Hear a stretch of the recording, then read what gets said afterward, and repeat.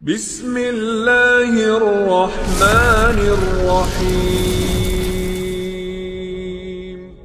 تصلى نارا حامية تسقى من عين آنية ليس لهم طعام إلا من ضريع. Sudahkah sampai kepadamu ya Muhammad berita tentang Al-Ghashiyah? Apa itu Ghashiyah? Ada yang berpendapat bahwa Ghashiyah itu adalah ismun min asma al-qiyamah, satu di antara nama-nama kiamat. Dan nama-nama kiamat itu di dalam Al-Quran sampai mencapai 82 nama tentang kiamat itu. Ada Al-Qari'ah, kemudian juga Al-Qiyamah, dan begitu seterusnya. Lah salah satunya dari 82 nama kiamat itu adalah Al-Ghashiyah. Dan dalam kaidah Al-Quran, sebuah peristiwa yang banyak namanya menunjukkan itu bukan peristiwa biasa, tapi peristiwa yang luar biasa. Ya, karena kiamat itu peristiwa yang luar biasa. Tapi juga ada yang mengatakan bahwa Al-Ghashiyah itu ismun min asma'in nar, nama dari nama-nama neraka.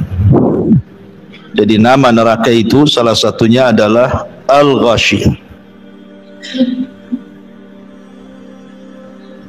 Makanya Allah Subhanahu wa taala menyebutkan dalam surah Ibrahim ayat 50, syarabiluhum min qatiran wa taghsha wujuhahumun nar. Pakaian mereka terbuat dari cairan aspal dan wajah-wajah mereka taghsha. Taghsha itu artinya tertutupi oleh apa? Oleh api neraka. Taghsha itu sama dengan kalimat ghashiyah. Jadi sini ada dua penafsiran.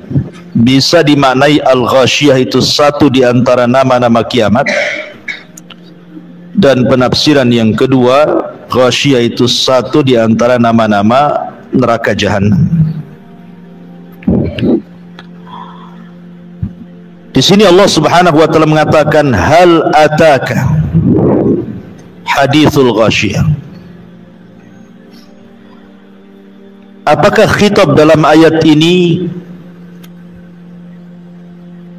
diberikan kepada Nabi SAW? Maknanya, sudahkah sampai kepadamu wahai Muhammad berita tentang kiamat? Ataukah khitab ini kepada setiap orang yang membaca Al-Quran? Maknanya, sudahkah sampai kepada anda yang membaca Al-Quran berita tentang kiamat? Dan dua-duanya bisa dijamak, digabungkan, karena setiap khitab orang yang diajak bicara itu disebut khitab. Setiap khitab yang dikhitabkan kepada Rasul juga berlaku kepada umat Rasul. Hal ataka hadithul Ghashiyah, wujuhu yawma idzin khashi'ah amilatun nasibah tasla naran hamiyah. Kemudian Allah Subhanahu wa taala mengatakan, pada hari kiamat banyak wajah-wajah yang tertunduk lagi terhina. Kenapa? karena mereka bekerja sangat keras, lagi kepayahan, tetapi ujungnya mereka memasuki api neraka yang sangat-sangat panas. Di sini para ulama memberikan catatan kepada kalimat wujuhu yawma idin khashi'ah amilatun nasibah tasla naran hamiyah. Ada yang mengatakan bahwa ayat ini bercerita tentang hari kiamat. Apabila manusia dibangkitkan di padang mahsyar setelah tiupan sangkakala kedua Israfil, maka ada orang-orang yang mereka betul-betul khusyuk, betul-betul khusyuk di hadapan Allah Subhanahu wa taala dan ingin bekerja keras supaya mendapatkan keridhaan Allah Subhanahu wa taala. Pertanyaannya, apakah bermanfaat? Tentu tidak akan bermanfaat. Karena khusyuk yang bermanfaat, bekerja keras lagi kepayahan dalam beribadah kepada Allah itu hanya bermanfaat kalau dilakukan di dunia. Di akhirat itu tidak akan berlaku lagi. Karena di akhirat itu yaumul hisab, hari di mana kita dituntut pertanggungjawaban. Kalau mau khusyuk ya di dunia. Kalau mau bekerja keras untuk beribadah dan kepayahan dalam ibadah di dunia, baru manfaat untuk akhirat. Makanya Ali radhiyallahu an mengatakan, al-yaum yaumul amal wa ghadan yaumul hisab. Sekarang di dunia inilah tempat kita beramal, dan besok di akhirat itu tempat kita dihisab. Jadi kalau ingin khusyuk ya di dunia, dan ibadah itu memang ada kepenatan, ada kelelahan. Ibu sholat, lelah sholat itu. Kalau mau mengikuti betul-betul sunnah Nabi Sallallahu Alaihi Wasallam, karena ibadah itu kan tingkatan-tingkatan, Bu. Ada ibadah itu jelek sekali, ada ibadah itu pertengahan, ada ibadah itu baik sekali, dan itu yang bisa melakukannya kita sendiri. Ada yang ibadah asal-asalan kan, Bu. Orang beribadah itu asal-asalan saja, yang penting kewajibannya menurut dia sudah selesai. Ada ibadah mungkin sedikit agak baik, tapi ada ibadah itu yang betul-betul dia beribadah itu di atas puncak kebaikan. Mulai daripada wudunya betul-betul diperhatikan, pakaiannya, kemudian tempat sholatnya, sampai ke gerakan-gerakan sholatnya betul-betul dia persembahkan kepada Allah Azza wa Jalla. Artinya itu kembali kepada diri kita yang melakukan ibadah. Karena kehusyuan itu dikembalikan kepada kita sebenarnya. Kalau wudunya saja bermasalah, macam mana mau khusyuk sholatnya? Tapi kalau dalam berwudu dia sudah memperhatikan betul-betul bagaimana cara wudu Nabi, kemudian masuk ke dalam solat dan dia memperhatikan bagaimana solat Nabi, sallu kama ra'aitumuni usalli, solatlah kalian sebagaimana melihat aku solat, insyaallah dia akan mendapatkan kekhusyuan. Dan ulama ada yang mengatakan bahwa mendapatkan khusyuk itu karena didahului sebelum solat dia tidak pernah bermaksiat.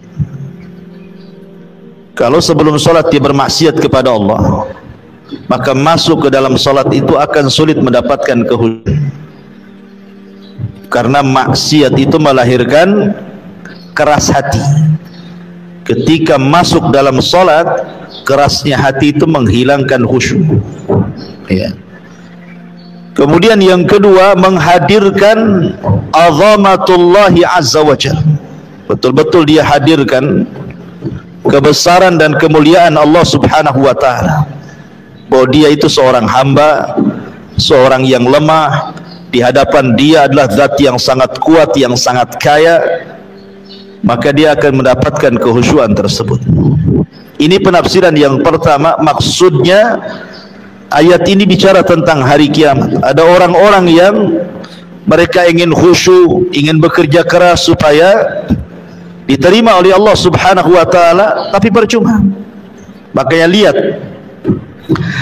bagaimana sebagian orang-orang di neraka itu, di padang mahsyar itu, mereka mengatakan sebagaimana dihikayatkan dalam Al-Quran. Mereka mengatakan, wa qalu absarna wa sami'na na'mal salihan inna muqinun. Ya Rabb, kami sekarang sudah melihat bagaimana jahanam di hadapannya. Ya Rabb, kami sudah mendengar. Kemudian dia mengatakan, absarna wa sami'na na'mal salihan. Kami ingin dikembalikan ke dunia supaya bisa beramal saleh. Dan kami yakin sekarang dengan adanya surga dan neraka. Manfaat? Tidak. Ucapan seperti ini tidak manfaat. Jangankan lagi di akhirat, di alam kubur saja penduduk barzah itu mengatakan, laula akhartani ila ajalin qarib la asaddaqa wa akum minas salihin. Kan, kalau seandainya Allah subhanahu wa ta'ala berikan kesempatan sekali lagi saya hidup di dunia, maka saya akan sedekahkan seluruh hartaku dan saya akan bergabung bersama orang-orang yang soleh. Manfaat? Tidak ada manfaatnya, karena ucapan ini diucap setelah kematiannya. Begitu juga setelah terjadinya kiamat, tidak ada manfaat. Tetapi yang bermanfaat itu harusnya ketika dia masih hidup, dia mengatakan sami'na wa ata'na. Dia tidak mengatakan sami'na wa absarna, karena di dunia kan perkara-perkara surga neraka itu kan gaib, tidak melihat, sehingga harus diyakini. Dan keyakinan itu cukup dengan cara mendengar dan taat. Sami'na wa ata'na. Innama kana qaulul mu'minin idza du'u ila Allahi wa rasulihi liyahkuma bainahum an yaqulu sami'na wa ata'na. Kata kunci seorang mukmin apabila dipanggil Allah dan Rasulnya untuk berhukum dengan sesuatu, maka mereka mengatakan kami dengar dan kami taat. Ini satu penafsiran. Penafsiran yang kedua, ayat ini bicara tentang al-Yahud wan Nasara.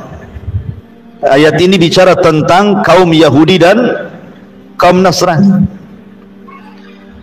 Jadi orang-orang Yahudi, orang-orang Nasrani digambarkan oleh Allah subhanahu wa ta'ala, wujuhu yawma idin khasyiyah.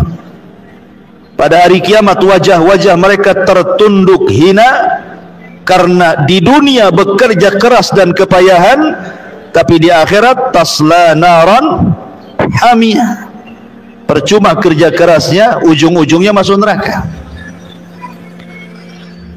Dalam sebuah athar yang dinukilkan oleh Imam Ibnu Katsir rahimahullahu taala, jadi suatu ketika Umar bin Khattab radhiyallahu an melewati tempat tinggal seorang pendeta. Di zaman Umar itu lewat di sebuah daerah, di situ melewati tempat seorang pendeta. Lalu Umar memanggil pendeta tersebut.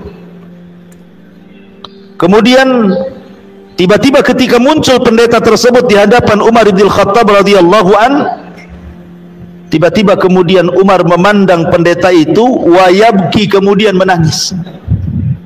Sang pendeta heran, kok gara-gara memandang dia kok bisa nangis gitu ya. Akhirnya pendeta mengatakan, ya Amiral Mukminin, ma yubkik. Wahai Amiral Mukminin, apa yang membuat anda menangis ketika melihat diriku? Maka Umar radhiyallahu anhu mengatakan, Dzakartu qaulallahi azza wa jalla, aku teringat dengan firman Allah kepadamu, amilatun nasibatun tasla naran hamiyah.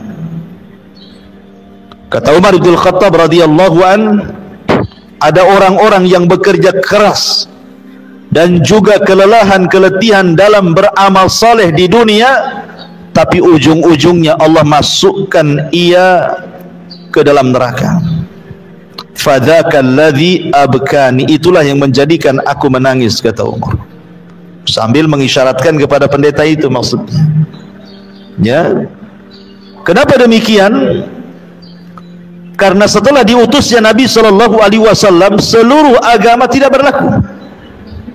Inna dina indallahil Islam. Agama yang paling diridhai Allah itu hanyalah agama Islam. Wa man yabtaghi ghairal islami dinan falan yuqbala minhu. Barang siapa yang mencari selain Islam itu sebagai agamanya, falan yuqbala minhu, dia tidak akan diterima. Cukup sampai di sini tidak. Wa huwa fil akhirati minal khasirin, dan dia di akhirat termasuk orang-orang yang rugi. Kenapa bahasa Quran mengatakan di akhirat termasuk orang rugi? Kenapa tidak Allah katakan di akhirat masuk neraka umpamanya, di akhirat masuk jahanam, di akhirat akan diadab? Tetapi Allah bahasakan wa huwa fil akhirati minal khasirin, dan dia di akhirat termasuk orang rugi, ya karena di dunia lelah letih ibadah, tapi di akhirat masuk neraka kan rugi. Dia sudah habiskan waktunya, tenaganya, biayanya untuk konon dia menyembah Allah, tapi seluruh daya upayanya ditolak Allah. Qul hal nunabbiukum bil akhsarina a'mala alladzina dhalla sa'yuhum fil hayatid dunya wa hum yahsabuna annahum yuhsinuna sun'a. Maukah kuhabarkan kepada kalian, kata Allah, orang yang paling rugi amalannya, mereka lah orang-orang yang sudah berupaya keras di dunia, wahum yahsabuna annahum yuhsinuna sun'ah, sementara mereka mengira bahwa usahanya itu sebuah kebaikan, padahal bukan kebaikan. Itulah orang-orang yang merugi. Jadi ada juga yang mengatakan bahwa ayat ini turun kepada Yahudi dan Nasrani. Ada juga yang mentafsirkan bahwa ayat ini turun kepada Khawarij, kelompok Khawarij. Karena kelompok Khawarij itu amilatun nasibah tasla naran hamiyah. Orang-orang Khawarij itu luar biasa bu solatnya. Solat mereka jauh lebih hebat dibandingkan solat kita. Baca Quran mereka jauh lebih hebat dibandingkan baca Quran kita. Puasa mereka jauh lebih mulia, lebih hebat dibandingkan puasa kita. Tapi kenapa kemudian akhirnya mereka masuk neraka? Dan Rasul katakan yamrukuna minad din kama yamrukus sahmu minar ramiyah. Mereka melesat dari Islam seperti anak panah keluar dari busurnya. Karena amalan mereka tidak mencontoh Nabi. Amalan mereka tidak mencontoh Nabi, makanya kemudian percuma amalannya. Karena amalan yang tidak mencontoh Rasul, kata Nabi SAW, man amila amalan laisa alaihi amruna fahuwa raddun. Barang siapa yang beramal yang tidak ada perintahnya dalam urusan kami, kata Rasulullah, maka amalan itu tertolak. Mardud, rad itu artinya ditolak, percuma. Jadi orang-orang Khawarij itu, makanya suatu ketika ada seseorang yang datang kepada Imam Al-Hasan Al-Basri rahimahullahu ta'ala. Hasan Al-Basri mengatakan, sesungguhnya orang-orang Khawarij itu sebenarnya bukan beramal karena Allah, mereka sedang beramal karena dunia. Kemudian orang ini membantah perkataan Imam Hasan Al-Basri dan mengatakan, ya Imam, aku melihat dengan mataku. Mereka, maksudnya orang-orang Khawarij itu, mereka rela keluar dari rumah-rumah mereka, meninggalkan anak istri mereka, mengorbankan dunia mereka, bahkan mereka rela berperang sampai kemudian gugur di pertempuran, apakah itu dikatakan mereka beramal karena dunia ya imam?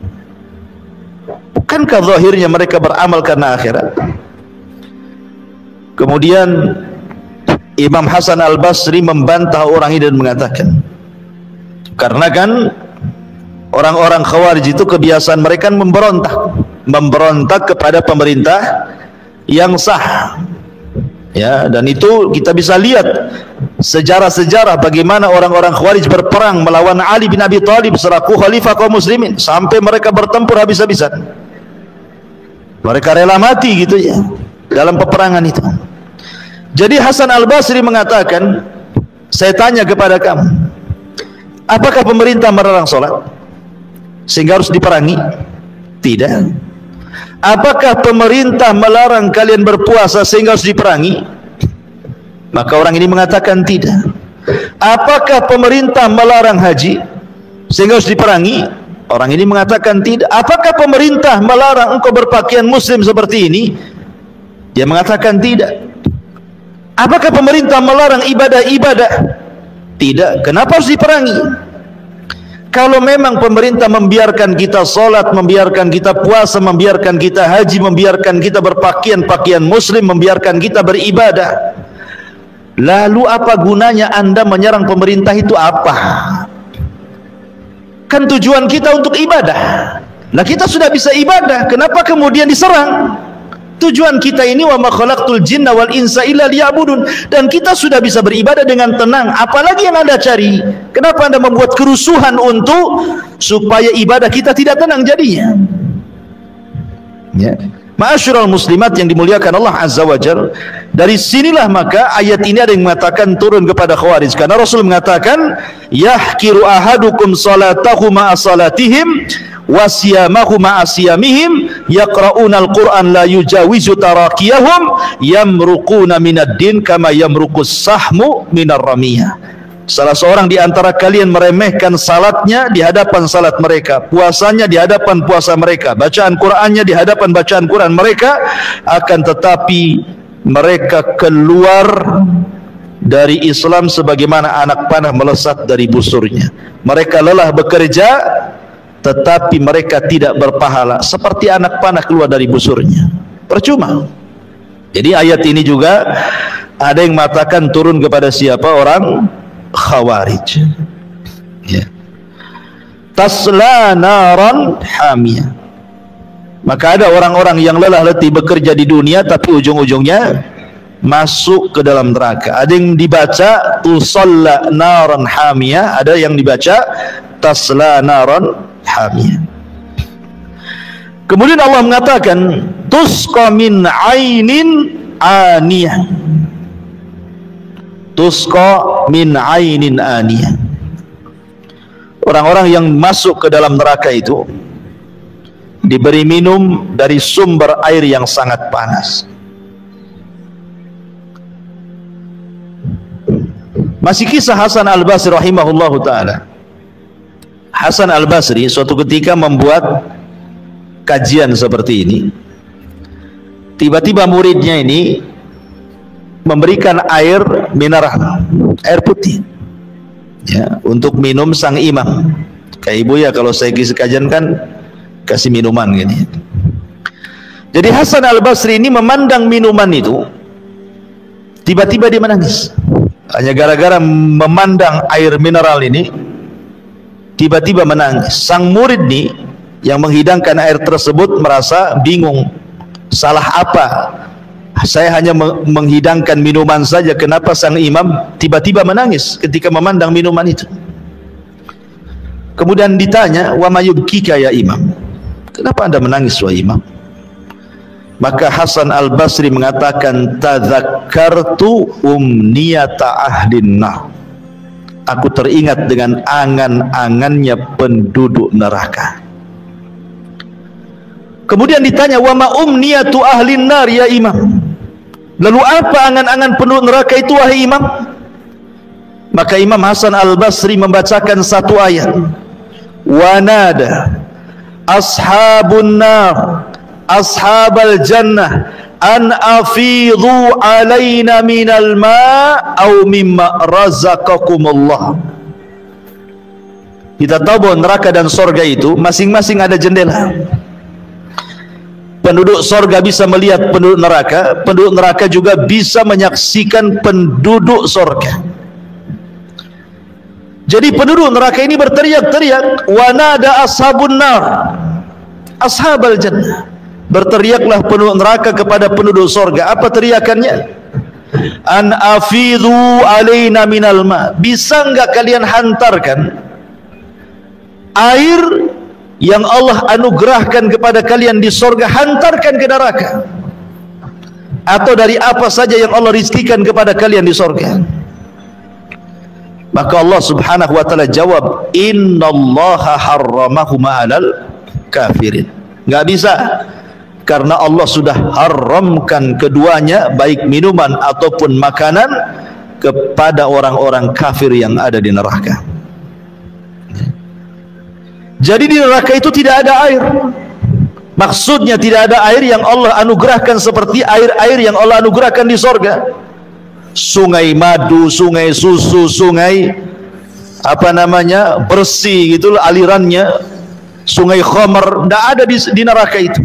Yang ada air yang sangat mendidih, kalau seandainya diminum maka hancur semua perutnya. Itulah tusqa min ainin aniyah, diberi minum dari sumber air yang panas.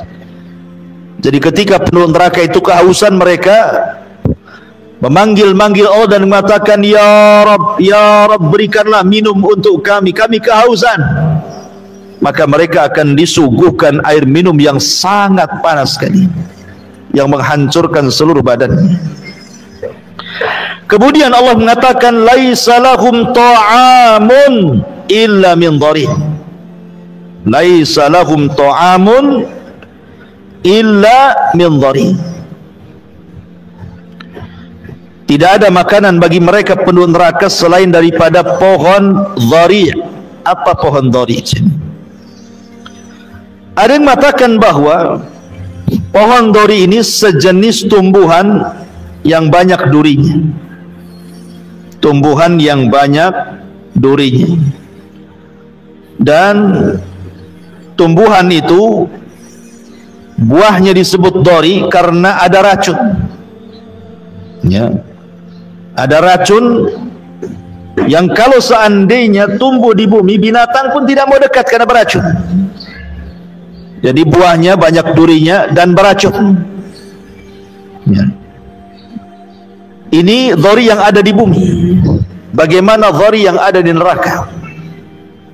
Tentu makanan ini sangat-sangat luar biasa, tidak bisa dimakan dan bisa menghancurkan tenggorokan. Belum lagi sampai ke perut, tenggorokan sudah hancur karena banyak durinya. Ketika dia hendak memasukkan air untuk mendorongnya, malah hancur semuanya. Kenapa kemudian disebut dhari'? Dhari' ini artinya tadarru'. Tadarru' itu memelas bahasa kitanya. Ya. Karena ketika makanan ini dimakan, dia memelas kepada Allah supaya dikeluarkan.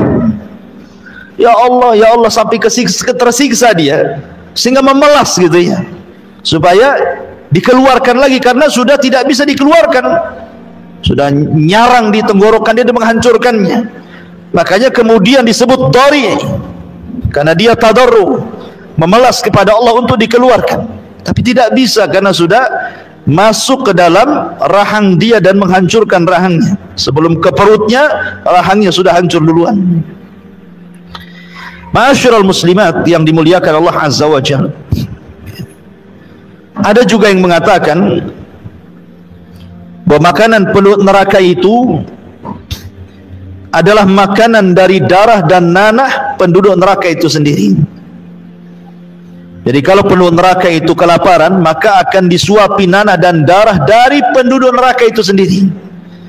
Sebagaimana Allah menyebutkan dalam surah Haqqah 36, wala ta'amun illa min ghislin. Dan tidak ada makanan bagi penduduk neraka kecuali ghislin. Ghislin itu artinya perpaduan nanah dan darah. Itulah makanan. Ada juga yang mengatakan bahwa makanan pohon neraka itu disebut zakum, pohon zakum, yang Allah katakan inna syajarataz zakum ta'amul azim kal muhli yagli fil butun ka ghalil hamim. Sesungguhnya pohon zakum adalah makanan bagi orang-orang yang berdosa, sebagaimana minyak yang panas yang mendidih dalam tubuh, sebagaimana mendidihnya air yang sangat panas sekali. Jadi bukannya mengenyangkan, malah kemudian menghancurkan.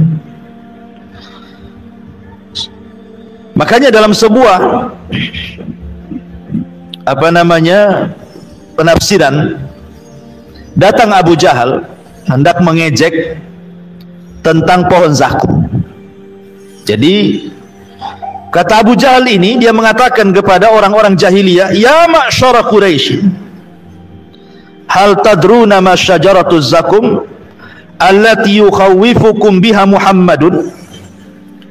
Wahai orang-orang Quraisy, tahukah kamu apa itu pohon zakum? Pohon zakum ini tumbuh di neraka, akarnya sampai ke dasar jahanam. Jadi Abu Jahal ini ingin mengolok-olok Nabi dan mengatakan, wahai orang-orang Quraisy, tahu nggak kalian pohon zakum itu? Yang Muhammad itu selalu menakut-nakuti kalian dengan pohon itu. Maka orang itu mengatakan, la ya Abu Jahal, tidak, kami tidak tahu apa itu zakum. Apa kata Abu Jahal?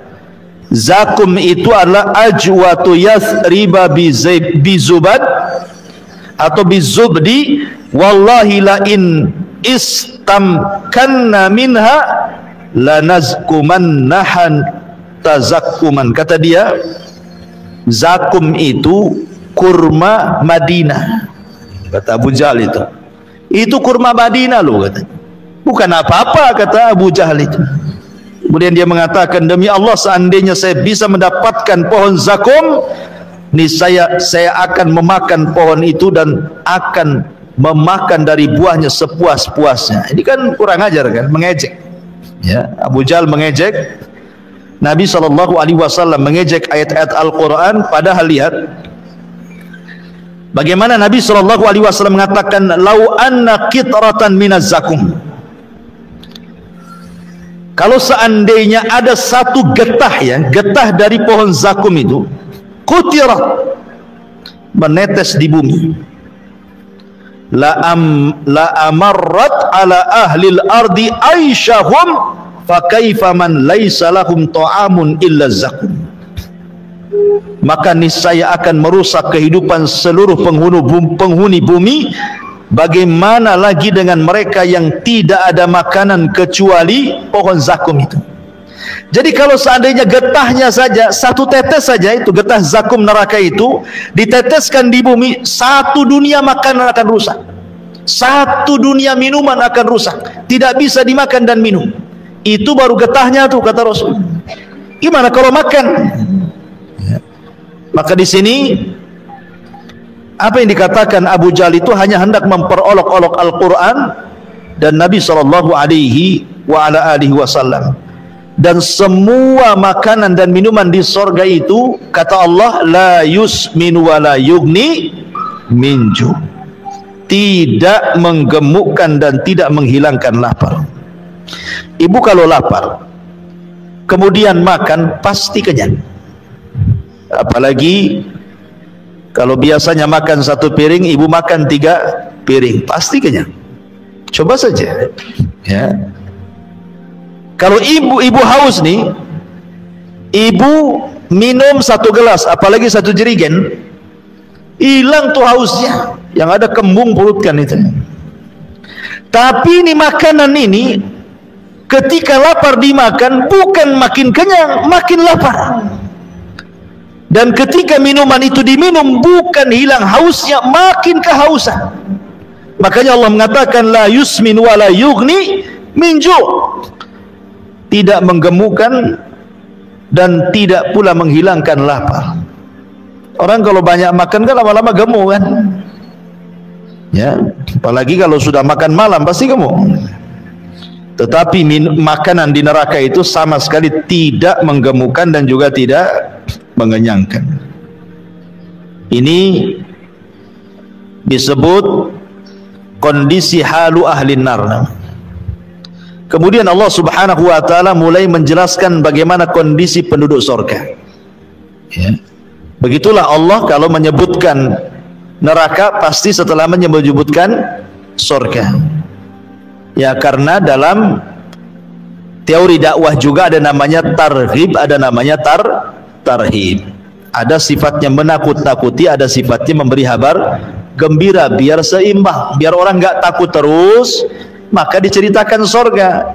Biar tidak menangis juga terkadang tersenyum dan tertawa. Allah mengatakan wujuhun yauma idzin na'imah. Pada hari itu ada wajah-wajah yang berseri-seri. Na'imah itu artinya wajah orang yang tidak pernah susah hidupnya. Itu disebut na'imah. Karena membedakan wajah orang sulit, orang susah dengan wajah orang yang gembira dan senang itu nampak di dunia saja, Bu. Ada anak kecil usia 3 tahun umpamanya. Yang satu anak pejabat, ya, hidupnya di gedung mewah, fasilitasnya luar biasa, bajunya bagus-bagus, makanannya enak-enak, terawat, ada AC-nya, ada pembantunya, semua nikmat isi rumahnya. Dengan anak usia 3 tahun tinggal di Ruli, kan beda, Bu, ya? Ya, sudah ngontrak, kemudian cuman 2 meter pula tingginya, pakai seng, kalau panas kayak di open, ya, nggak punya pakaian, makanannya juga kadang ada yang dimakan, kadang enggak. Coba kumpulkan 2 anak itu, kan nampak tuh bedanya, kan? Ya. Nampaklah bedanya. Kalau anak yang orang susah sekali, kan, bajunya saja kadang-kadang penuh dengan pulau, ya, entah pulau apa tuh di bajunya tuh. Karena nggak mampu membeli Baiklin-nya untuk nyuci, ya, yang penting dikucek sajalah, ya. Kemudian dari kulitnya juga beda gitu, ya. Tetapi anak orang kaya kan nampak. Itulah disebut kalau ada orang hidup di tempat nikmat, maka disebut wajahnya itu disebut naimah, berseri-seri. Jadi orang yang mendapatkan nikmat dengan orang yang tidak akan dapat nikmat itu dari wajahnya nampak, Bu. Orang kalau senang, kalau orang awam itu senang-senang, kadang-kadang siul nggak jelas, kan? Senyum, siul gitu, ya. Tapi kalau lagi sulit tuh diem, kemudian mukanya masem, maunya emosi gitu, ya. Kan nampak tuh. Di dunia saja nampak tuh naimah dengan tidak naimah tuh. Apalagi di sorga. Saya contohkan sebuah hadis. Didatangkan nanti di hadapan Allah pada hari kiamat, min an'ami ahli dunia. Orang ini ketika di dunia termasuk orang yang paling diberikan nikmat. Bayangkan bahasa hadis menggunakan isim tafdil, an'am ahli dunia. An'am itu artinya tidak ada kenikmatan kecuali Allah berikan kepada dia. Rumahnya megah gitu, ya, uangnya banyak, fasilitas nikmatnya, pokoknya hidupnya sejak lahir sampai mati senang saja, tidak pernah susah. Tetapi Allah takdirkan dia termasuk penduduk neraka, didatangkan di hadapan Allah, kemudian oleh Allah dicelupkan sekali celupan ke neraka, diangkat lagi. Kemudian Allah tanya kepada dia, hal marra bika min ni'amin qat. Kamu selama di dunia, dari mulai lahir sampai usia kamu anggaplah 100 tahun, kau tidak pernah sulit. Setelah aku celupkan kau ke neraka, masih terbayang enggak kenikmatan itu? Dia mengatakan, wallahi ma marra bi min ni'amin qattun. Demi Allah, tidak ada kenikmatan yang sudah pernah saya alami di dunia terlintas sedikit pun, tidak. Padahal sejak bayi sampai mati dia senang saja, tapi sekali dicelupkan di neraka hilang tuh semua memorinya tuh. Nggak terbayang lagi dia dulu punya mobil, dia dulu punya rumah, dia dulu punya kebun, dia dulu punya uang, dia dulu makan enak, istrinya cantik, dan enggak lagi, hilang udah. Enggak terbayang sedikit pun tuh, bayangkan. Begitu ngerinya neraka, baru dicelupkan saja tuh.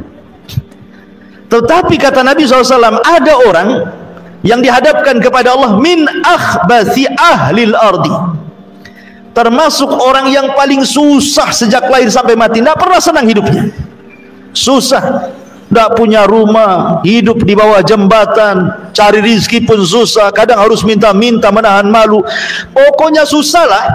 Semua kesusahan ada pada dia sejak lahir sampai mati. Tetapi dia termasuk ahlil jannah, penduduk sorga. Kemudian Allah panggil, Allah celupkan di sorga. Kemudian habis dicelupkan, diangkat lagi dari sorga.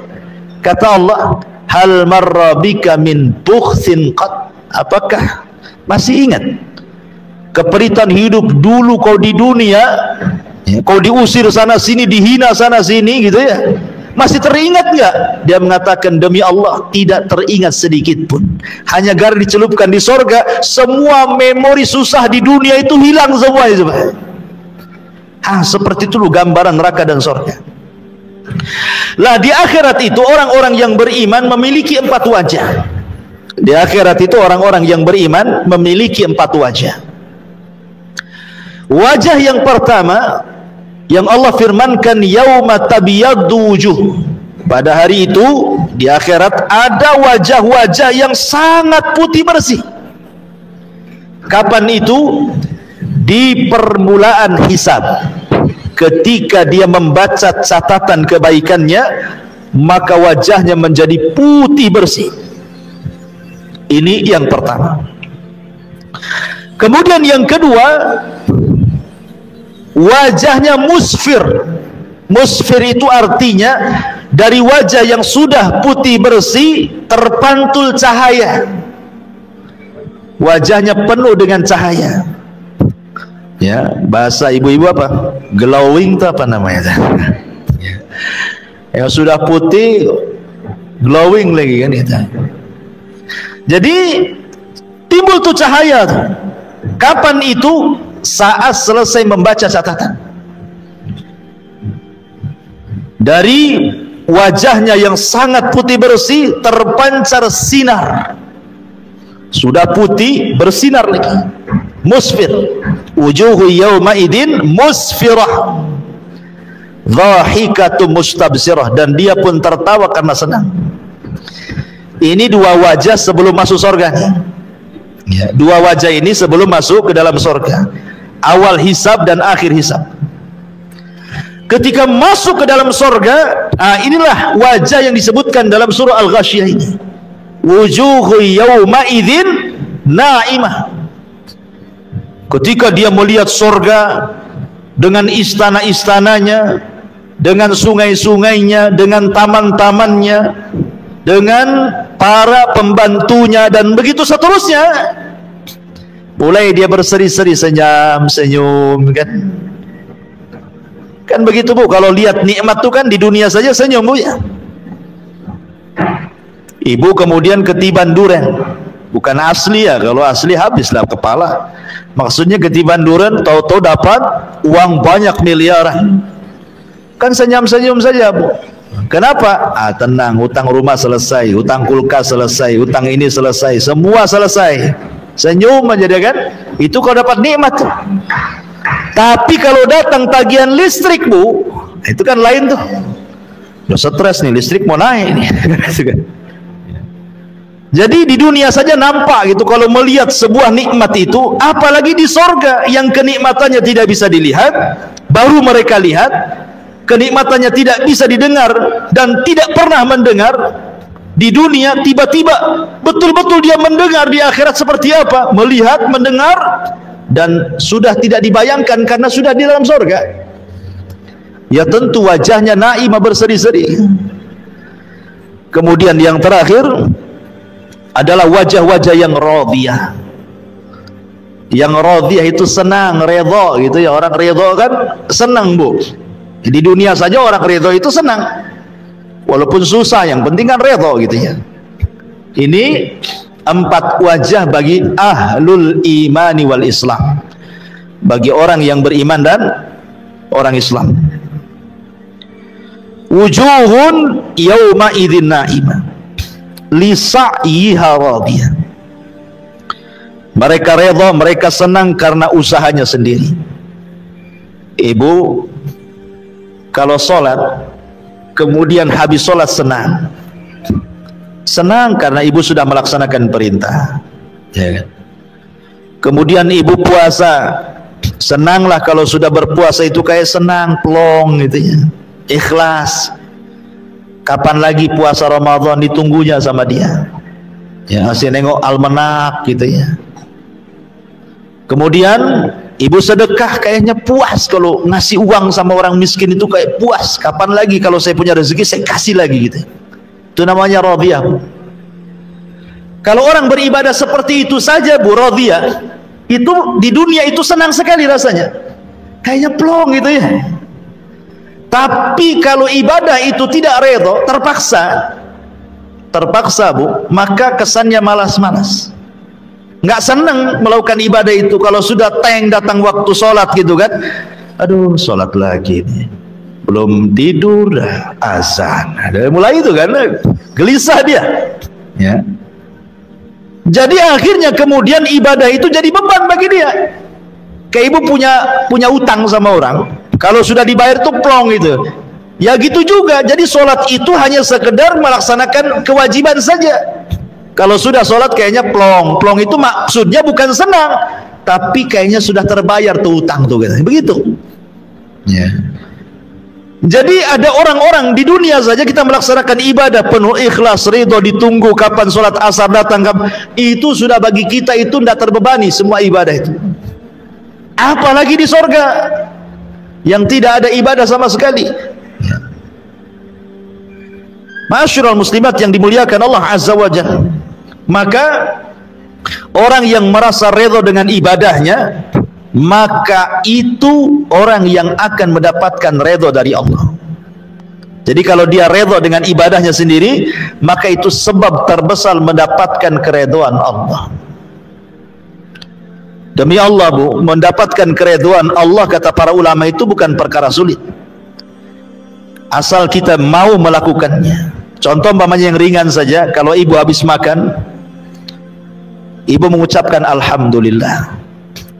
Habis minum mengucapkan alhamdulillah.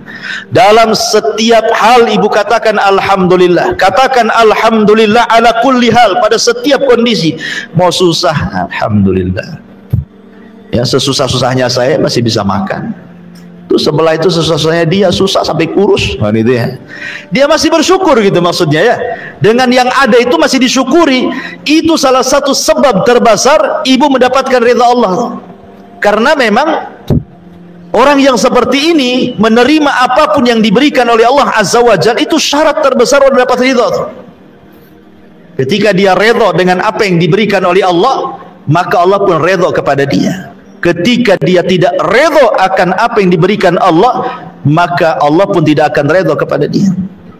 Karena orang yang tidak redha dengan pemberian Allah, biasanya dia menjadikan Allah itu objek celaan. Biasanya seperti itu. Orang yang tidak redha nih pemberian Allah, Allah jadi objek celaan kita tuh. Ya Allah, kenapa aku saja yang susah? Kenapa nggak sebelah saja disusahkan tuh? Nah itu ya. Kasih aku aja yang sakit bertahun-tahun, kenapa orang itu sehat-sehat saja? Kasih aku aja anaknya nakal, kenapa orang anak-anak baik, anak-anak orang itu baik? Ya karena engkau tidak mendidiknya kan gitu. Jadi malah Allah yang disalahkan tuh.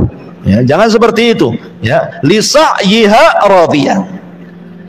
Mereka senang karena usahanya sendiri, maksudnya saat masih di dunia mereka beramal soleh, mereka sholat, puasa, membayar zakat, haji, membaca Quran, mereka menjaga diri dari hal-hal yang haram, sehingga di akhirat mereka mendapatkan balasan di mana Allah akan redha kepadanya. Kemudian Allah mengatakan fi jannatin 'aliyah, mereka akan masuk ke dalam sorga yang tinggi. Sorga itu bertingkat-tingkat. Makanya sering saya katakan Syekhul Islam Ibn Taimiyah sampai ketika memberikan sarahan hadis, Allah memanggil penduduk sorga dan mengatakan Iqra, wartaq warattil kama kunta turattil fid dunya fa inna manzilataka inda akhiri ayatin taqrauha. Bacalah Quran wahai fulan sambil kau naik, maksudnya terbang. Ya, di sorga itu semua manusia akan terbang karena tidak ada gravitasi. Kalau di bumi itu kan ada gravitasi, jadi kita disedot bumi, makanya tidak bisa terbang. Coba kalau keluar angkasa sana, ya kan pada terbang tuh orang-orang yang ke bulan tuh. Di sorga itu tidak ada gravitasi sehingga orang bisa terbang, dikasih rop-rop gitu ya, kasih sayap di punggung, terbang. Ya, Allah mengatakan Iqra, baca Quran, terbang kau ke atas. Pilih tingkatanmu di sorga itu, karena sorga itu tinggi, bertingkat-tingkat, makin tinggi makin indah, makin tinggi makin indah gitu ya. Dan terus baca, tartilkan bacaanmu sebagaimana di dunia engkau mentartilkan bacaanmu. Nanti engkau akan mendapatkan tingkatan di mana disesuaikan dengan ayat yang kau baca terakhir di dunia. Artinya semakin banyak membaca Quran, semakin gemar dengan Al-Quran di dunia, maka semakin tinggi tingkatannya. Dari hadis ini kata Ibnu Taimiyah rahimahullah ta'ala, beristimbat hukum bahwa tingkatan di sorga itu sebanyak ayat di dalam Al-Quran. 6.500 kurang lebih ayat di Quran kan?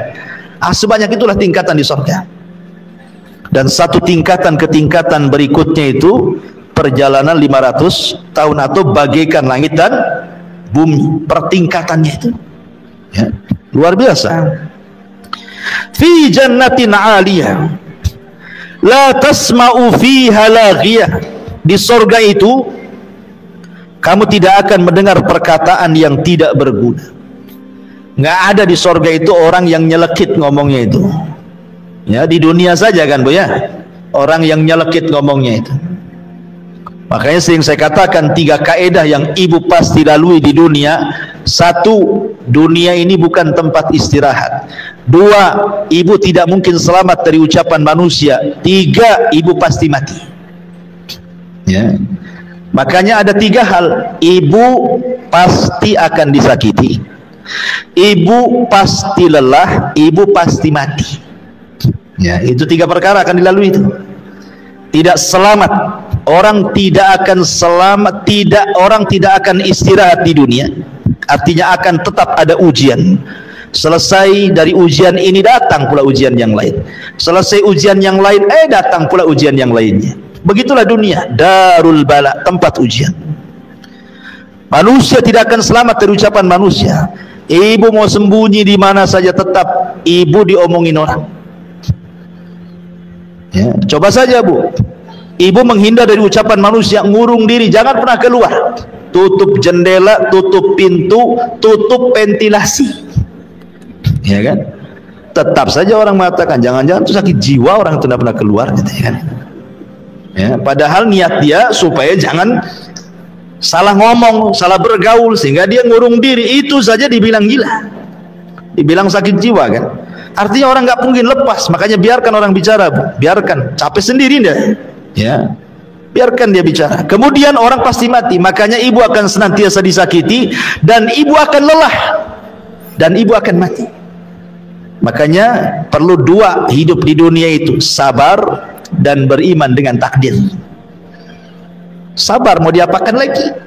Memang seperti itu orang hidup di dunia kan, harus sabarlah. Dan beriman dengan takdir, bahwa ujian dan ucapan orang itu semua sudah ditakdirkan. Kalau orang berjalan dengan takdir, tenang, biarkan sudah ngomong. Dia ngomong gitu sama saya kan sudah takdirnya, memang di hari ini ngomong sama saya. Nah, selesai kan? Ya. Bu, itu orang itu kok ngomong begini-begini sama, nggak apa-apa, itu kan sudah ditulis 500 tahun sebelum Allah ciptakan langit dan bumi, kan tenang kalau ngomong gitu. Kalau ibu kejar, ngomong apa dia? Oh, kurang ajar, sampaikan. Wah, itu tidak jadi, itu perang namanya, ya kan? Nah, jadi berjalan dengan takdir, ya. Lah di sorga itu nggak akan ibu dapati orang-orang kayak gini nih. Kenapa? Karena sebelum orang masuk ke dalam sorga itu Allah sudah cabut wa naza'na ma fi sudurihim min ghillin ikhwana. Jadi perasaan dengki, perasaan dendam, perasaan hasad itu tidak ada lagi. Di sorga itu cuma satu hati, cuma satu hati. Semua sama, hatinya seperti itu. Oh, di bumi itu kan hatinya banyak, ada yang hasad, ada yang dengki, ada yang benci, ada yang ghibah, macam-macam ya. Kemudian Allah mengatakan fiha ainun jariyah. Di sana ada mata air yang mengalir. Di sorga itu mata air banyak. Ada yang mengalir kayak sungai, ada yang memancar dari bawah kayak pancuran. Ya, dari bawah ke atas tuh, memuncak gitu ya. Ada yang pancuran dari atas. Ya, kalau orang Jawa Barat bilang curug namanya ya. Itu muncrat dari bawah, dari atas ke bawah. Ada yang dari bawah ke atas ya, memancur. Ada yang ya kayak kita di dunia lah, kita lihat. Seperti itu di sorga juga ada. Makanya kan kalau ada, aduh gatel kali hidung gini. Jadi kalau ada nih, kita lihat tempat rekreasi coba kan, yang didatangi orang itu kan. Kayak kalau di Majalengka di tempat saya itu banyak curug tuh biasanya. Ada air terjun itu sampai meteran tinggi. Itu jadikan tempat wisata kan? Karena apa? Karena keindahannya. Orang datang semua ke situ. Sampai dari mana-mana daerah tuh ingin datang ke curug itu coba. Hanya pengen melihat air tumpah dari atas saja, itu saja. Coba ingat ya. Lah di sorga lengkap, ada yang tumpah dari atas, ada yang muncrat dari dalam bumi ke atas gitu ya, dari dalam sorga ke atas, ada yang mengalir, lengkap di sorga itu. Kelas salah satunya adalah fiha ainun jariyah. Ada mata air yang mengalir. Kalau mengatakan fiha sururun marfu'ah, di sana ada dipan-dipan yang ditinggikan. Dipan-dipan yang ditinggikan. Ada yang mengatakan, sebagian penafsiran, surur di sini artinya bidadari. Ya, bidadari. Termasuk kalau ibu-ibu Allah takdirkan masuk ke dalam sorga, maka ibu bagian daripada sururun. Ya, karena ibu lebih hebat, lebih indah, lebih cantik dibandingkan bidadari. Sebagaimana perkataan Ummu Salamah. Ummu Salamah ngomong sama Nabi, ya Rasulullah, kenapa Al-Quran masih cerita bidadari saja dan tidak cerita orang wanita dunia yang masuk surga? Jadi Ummu Salamah ngomong begitu ya, kok di Quran kan semua kalau mensifati wanita-wanita itu maksudnya wanita surga, yang disifati bidadari semua. Lah kami nih kalau masuk surga ya Rasulullah, bagaimana kondisi kami? Maka Rasul mengatakan, engkau wahai Ummu Salamah dan semua wanita dunia yang masuk surga jauh lebih indah dibandingkan bidadari. Kenapa? Karena anda masuk surga dengan kepayahan, dengan sholat, puasa, zakat, haji, macam-macam ya kan, baru masuk surga. Sementara bidadari sudah ada di surga tanpa ada kepayahan ya. Dan marfu'ah di sini maksudnya marfu'ah itu dihilangkan. Marfu itu artinya dihilangkan, diangkat, itu artinya marfu ya.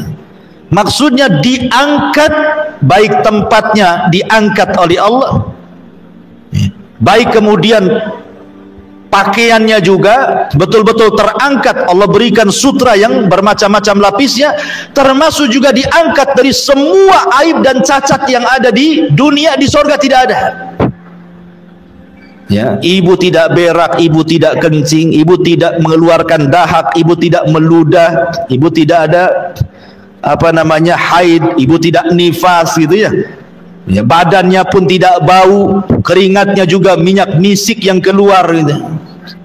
Kalau di bumi kan sesuai yang ibu makan kan keringat itu. Makan jengkol bau jengkol keringat. Makan pete bau pete kan itu.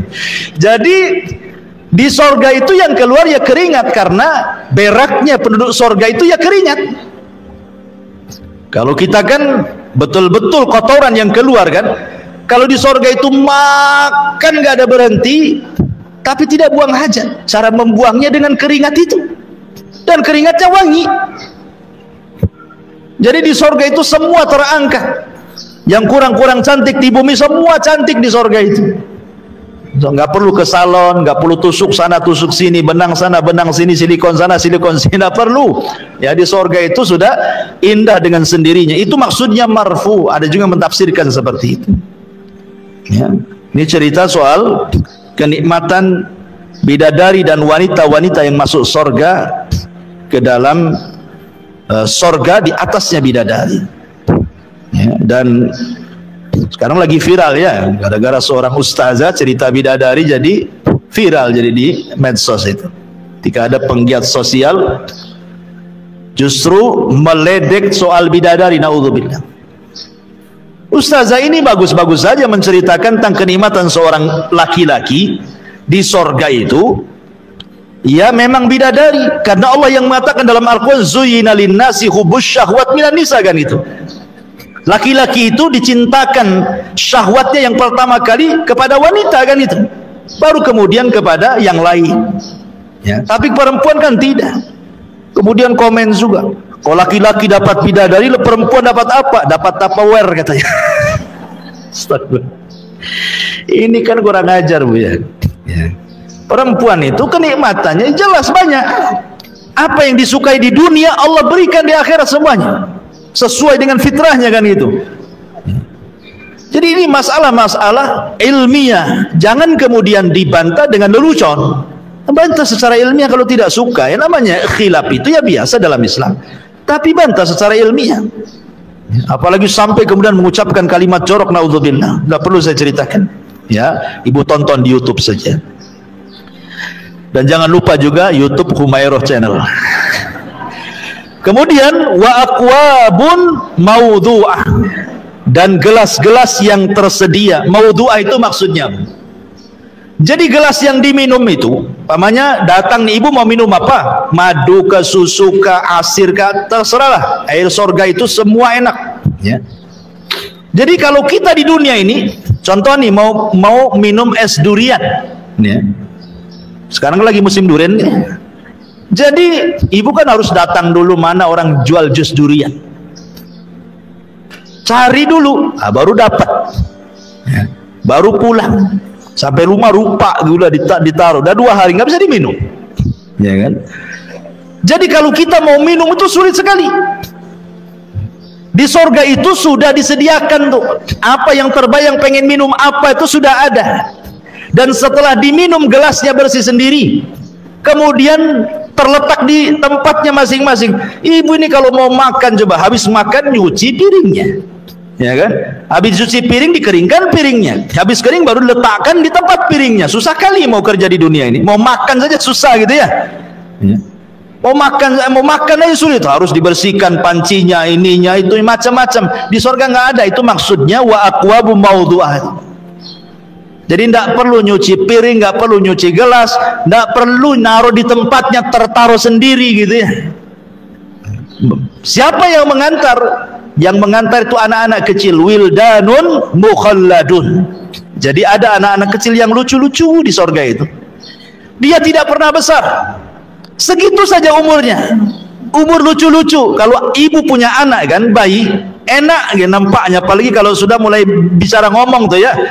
Nah, sudah mulai manggil umi, abi, mungkin 3 tahun, 4 tahun sudah enak. Tapi coba kalau sudah besar sedikit, 10 tahun mulai jengkel tuh. Ya, 15 tahun langsung megap-megap ibu kan, makin dia nakal. Ya, sudah tua anaknya mau nyekik saja, katanya durhaka sama orang tuanya. Jadi di sorga itu anak-anak itu tidak pernah dewasa, ya umuran lucu-lucunya mereka lah yang bawa gelas, yang ngasih minuman, kan enak tuh. Ya, kenikmatan yang luar biasa. Yatufuna alaihim wildanun mukhalladun. Kemudian wa namariku masfufah, dan namarik, bantal-bantal sandaran yang tersusun. Ya, kita kan di rumah kalau kenapa orang beli kursi bagus-bagus ya, supaya enak kan duduknya ya. Daripada ruangan yang ada kursinya nyandar di tembok. Ya. Sakitlah punggung ini ya, tiap harinya dari tembok ya kan. Kan kalau bisa beli kursi yang bagus sampai mahal jutaan, ratusan juta pun ada gitu. Surga nggak usah beli ya. Sudah ada bantal-bantal sandarannya. Wazarabiyu mabthutsah. Kemudian permadani yang terhampar, sajadah gitu ya. Dan namarik itu biasanya sajadah-sajadah yang digunakan para pejabat, orang-orang kaya, para penguasa. Orang-orang miskin tidak punya, paling tikar kalau kita ini ya. Jadi itu diberikan kepada penduduk surga.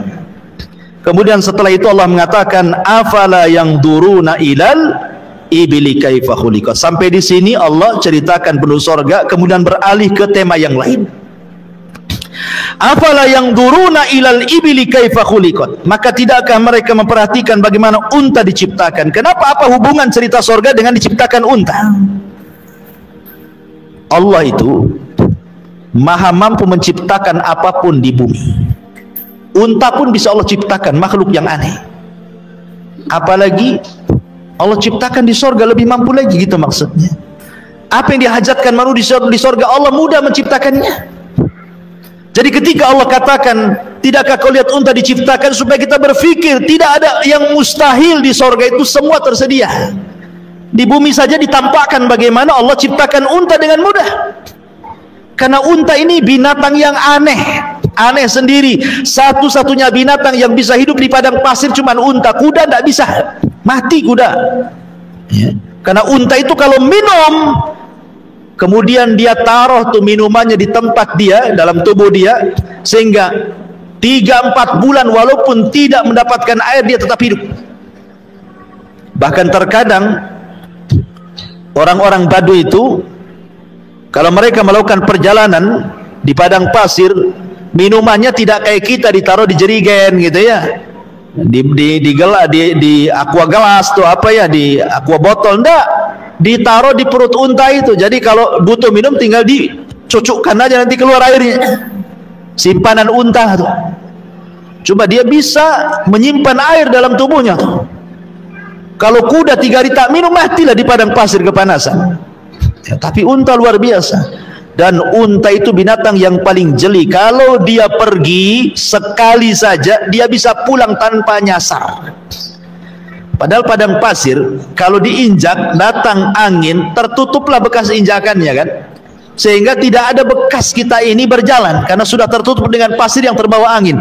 Tapi unta tahu kemana dia pergi, kemana dia pulang, gak pernah nyasar.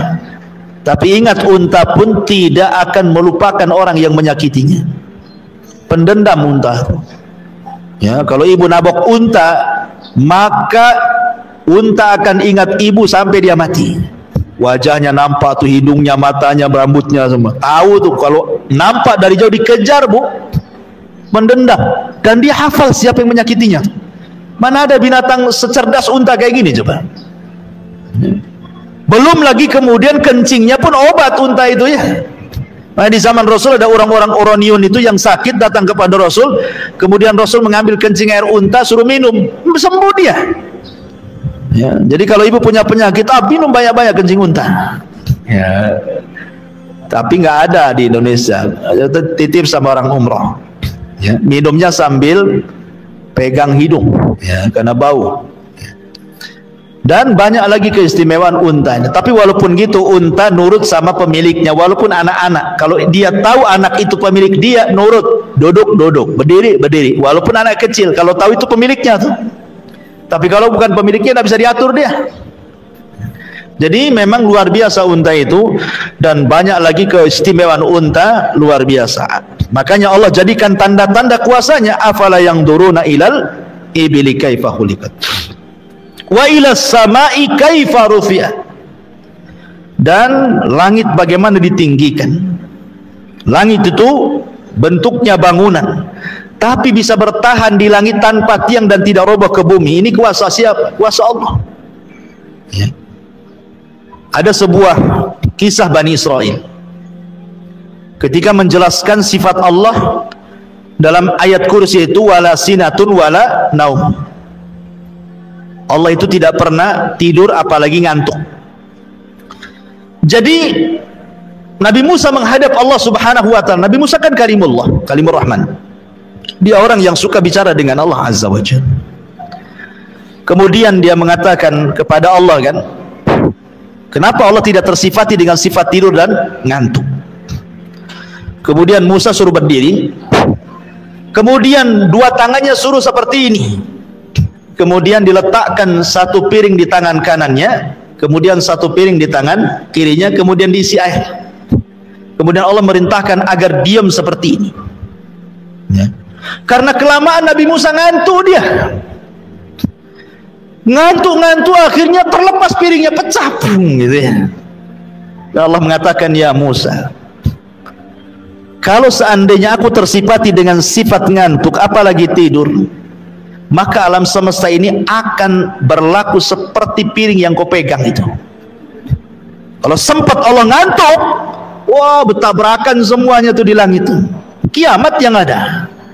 Makanya Allah itu salah satu sifatnya, sifat sempurna bagi Allah itu tidak ngantuk dan tidak tidur. Tapi bagi manusia itu sifat yang tidak sempurna. Orang tidak bisa tidur itu. Kalau ada orang tidak bisa tidur, itu sifat kurang bagi dia. Karena manusia itu sempurna kalau dia tidur. Kalau 2 hari bu tidak tidur, kepala itu pusing bu ya. Karena bukan sifat kita. Sifat kita itu ngantuk tidur. Makanya kalau sholat ngantuk kata Rasulullah, tidur dulu sesaat baru bangun supaya nggak ngoceh ketika sholatnya, supaya dia tahu apa yang dibaca gitu. Kalau orang ngantuk kan nggak tahu yang dibaca tuh. Ya, akhirnya baca salah dia. Ada orang yang baca salah itu ya, baca surat Qul ya ayyuhal kafirun la a'budu ma la apa la a'budu ma ta'budun wala antum abiduna ma a'bud lakum dinukum waladhdallin katanya. Lakum dinukum waladhdallin. Amin lagi lah kan jadinya. Kapan selesainya salatnya si ke Fatihah terus kan? Harusnya lakum dinukum waliyadin, lakum dinukum waladhdallin coba. Ya karena ngantuk kan itu ya. Jadi bahaya orang ngantuk itu. Salah-salah jadinya baca Quran. Jadi langit itu kuasa Allah, bangunan tapi tidak jatuh pada tidak ada tiangnya. Wa ilal jibali kaifa nusibat, dan gunung-gunung bagaimana ditegakkan. Maksudnya gunung-gunung bagaimana nusibat itu ditancapkan sebagai fasak. Sebab kalau tidak ada gunung lini ini kita jalan nggak bisa. Kenapa bumi itu istiqrar gitu ya? Kita bisa jalan pakai kaki bisa, pakai sepeda bisa, motor bisa, mobil, karena buminya diam. Coba kalau buminya gempa sedikit, oyong kita mau jalan. Siapa yang menjadikan bumi diam? Allah. Pakai apa? Pakai gunung ditancap-tancapkan jadi pasak. Makanya buminya diam. Nah, itulah kuasa Allah ya. Makanya pada hari kiamat caranya Allah membuat bumi ini hancur dengan cara apa? Dicabut dulu gunungnya. Dicabut dulu gunungnya, kemudian diterbangkan ke langit, ditubruk-tubrukan gunung satu dengan sehingga tinggal debunya. Makanya Allah mengatakan seperti kapas yang berterbangan, berhamburan. Nah, ketika sudah tidak ada gunung, terjadi gempa, hancur bumi, ya kan? Kemudian wa ilal ardi kaifa sutihat, dan bumi bagaimana dihamparkan. Ya, bagaimana dihamparkan sehingga kita bisa hidup, bisa bangun rumah gitu ya, karena Allah sudah fungsikan di beberapa tempat di bumi itu ada khusus perumahan, ada gunungnya, ada lautnya, ada sungainya, dan seimbang. Tidak ada air laut tumpah ke bumi, padahal secara teori lautan lebih tinggi dibandingkan daratan, tapi kenapa tidak tumpah coba? Ya itu kuasa Allah lah kan gitu ya. Itu kuasa Allah subhanahu wa ta'ala. Kemudian Allah subhanahu wa ta'ala berfirman, fadzakir innama anta mudzakir lasta alaihim bimusaitir illa man tawalla wa kafar fayu'dzibuhu Allahul adzabal akbar inna ilaina iyabahum thumma inna alaina hisabahum. Maka berilah peringatan wahai Muhammad, sesungguhnya engkau wahai Muhammad hanyalah tugasnya memberi peringatan. Engkau bukan orang yang berkuasa atas mereka, kecuali jika ada orang yang berpaling lagi kafir, maka Allah akan mengazabnya dengan azab yang besar. Sesungguhnya kepada kamilah mereka akan kembali. Kemudian sesungguhnya kewajiban kamilah membuat hisab perhitungan atas mereka. Taib, ini ayat yang terakhir. Jadi Allah subhanahu wa ta'ala memerintahkan Rasul untuk memperingatkan manusia. Subhanallah.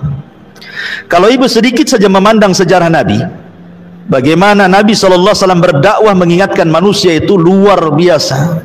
Rasul itu berdakwah siangnya, malamnya, sembunyi-sembunyinya, terang-terangannya, menghabiskan waktunya, tenaganya, biayanya, hartanya, bahkan harta istrinya ludas untuk berdakwah. Walaupun demikian, tetap balasan orang-orang Quraisy itu ada yang mencaci, memaki, menghina, mengatakan Rasul gila, mengatakan Rasul tukang sihir, mengatakan Rasul pemecah belah. Akhirnya Rasul diintimidasi, akhirnya Rasul diusir. Terkadang ada rencana pembunuhan sampai hijrah dari Mekah ke Madinah. Bayangkan. Ini penderitaan Nabi luar biasa. Untuk siapa coba kalau bukan untuk kita? Tetapi Nabi SAW mengajarkan kepada kita agar jangan pernah lelah, jangan pernah bosan. Fadzakir, terus berikan peringatan, terutama kepada keluarga, kepada tetangga, kepada orang-orang. Innama anta mudzakir, karena tugas kita hanya memberikan peringatan. Apalagi tugas kita ini menyampaikan hidayah Allah kepada manusia.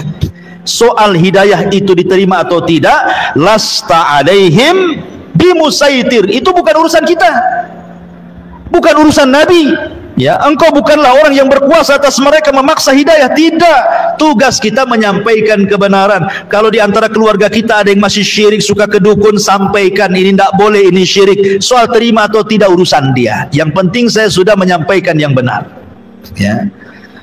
Kalau ada keluarga kita masih menyelisih sunnah Rasul, kita arahkan ini nggak boleh loh, nggak ada contohnya. Nggak terima, ya terserah dia. Terima, alhamdulillah. Tapi kita tidak boleh memaksa. Tugas kita hanya menyampaikan saja, ya. Menyampaikan hidayah Allah kepada mereka, karena taufik itu milik Allah. Sekelas Nabi saja Abu Lahab, pamannya justru jadi musuh. Sekelas Nabi saja Abu Thalib yang orang baik saja, tetap saja tidak masuk Islam, padahal sudah mengakui agama Nabi. Mati kafir gitu ya. Karena hidayah itu milik Allah, dan para nabi diuji seperti itu. Istrinya Nuh kufur, istrinya Lut kufur, ayahnya Ibrahim kufur, dan begitu seterusnya. Kenapa? Lasta alaihim bimusaitir illa man tawalla wa kafar. Ini balasannya. Kalau ibu sudah menyampaikan hidayah kepada manusia, tapi manusia menolaknya, malah berpaling kafir, itu bukan urusan ibu lagi. Itu urusan Allah. Fayu'adzibuhullahul adzabal akbar. Itu urusannya dengan Allah. Ada keluarga kita yang masih berbuat dosa maksiat, syirik dan bid'ah dan begitu seterusnya. Ibu peringatkan mereka. Kau tidak mau, sudah, kewajiban ibu sudah selesai, menyampaikan kebenaran. Tinggal dia dengan Allah urusannya. Itu maksudnya, ya. Nanti itu ada urusan sendiri, perhitungan dia dengan Allah tuh. Fayu'adzibuhullahul adzabal akbar. Maka Allah akan mengazab dengan azab yang besar. Kemudian Allah ingatkan dua perkara, inna ilaina iyabahum thumma inna alaina hisabahum. Sungguh kepada kamilah semua manusia kembali, dan kewajiban kami menghisab mereka. Inna lillahi wa inna ilaihi rajiun. Kita semua datang dari Allah dan akan kembali kepada Allah, dan di sana ada hisab. Ingat bahwa setiap apa yang kita katakan, kita ucapkan, kita lakukan di dunia, semua ada pertanggungjawaban di hadapan Allah, dan semua akan kembali kepada Allah, dan Allah akan menghisabnya. Ya, makanya kenapa kemudian khitab ayat ini diberikan kepada orang-orang Quraisy? Kenapa? Karena mereka salah satunya mengingkari adanya kehidupan setelah kematian. Maunya mereka itu bebas. Kalau habis maksiat kemudian mati, ya sudah, selesai jadi tanah. Ya. Kalau seperti itu, kasihanlah orang baik. Kasihan orang yang dizalimi, tidak ada keadilan, kan? Ini ibu dizalimi, tiba-tiba kemudian orang yang menzalimi mati jadi tanah, ibu tersiksa sampai mati. Kan gak ada keadilan namanya, ya. Makanya supaya ada keadilan, ada hisab di sana. Mungkin ibu tidak dapat keadilan di dunia, tidak ada masalah, ya. Tapi di akhirat ada zat yang maha adil, yang mengadili manusia seadil-adilnya, yang tidak ada satupun hakim di dunia yang mampu menghukum seadil Allah subhanahu wa ta'ala. Maka menjadi ketenangan bagi kita, ya. Kalau seandainya kita disakiti, kita diuji, semua ada hisabnya di hadapan Allah subhanahu wa ta'ala. Dari